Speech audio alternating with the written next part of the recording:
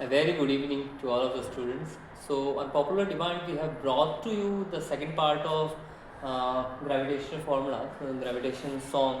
जैसे कि आपकी डिमांड थी कि भाई हमको जो है 12th बोर्ड में ग्रेविटेशन के सारे कॉन्सेप्ट्स याद करने हैं, कम से कम टाइम में याद करने हैं और याद रखने हैं. तो हम सेकंड पार्ट ले आए हैं जिसमें हम लोग कवर करेंगे orbital motion and Kepler's laws. तो उसका जो पहला वर्स है उसमें यह है कि धरती को छोड़ के भागना जो तुम चाहोगे, एस्केप वेलोसिटी का मंत्र दोहराओगे.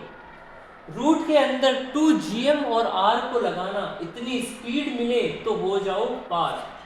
पर ऑर्बिट में घूमना हो तो 2 को हटाना, रूट gm/r से चक्कर लगाना.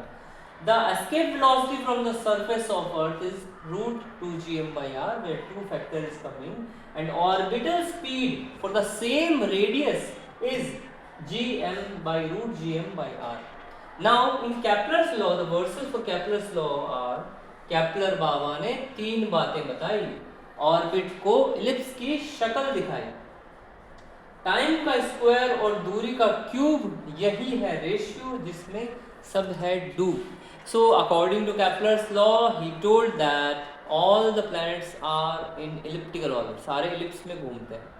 दूसरा उन्होंने बताया कि एंगुलर मोमेंटम, जिसको MVR भी कहते हैं, वो कांस्टेंट रहेगा. तीसरा उन्होंने बताया कि टाइम का स्क्वायर जो है उसके सेमी मेजर एक्सिस के क्यूब के प्रोपोर्शनल रहेगा. या आप ऐसे भी याद रख सकते हैं कि टाइम का स्क्वायर रेडियस के या डिस्टेंस के क्यूब के प्रोपोर्शनल रहेगा. So that is all for today. All the best for your board exams. And if you like the video, please click the like button below and subscribe to my channel. And for more videos, please comment down below. Thank you.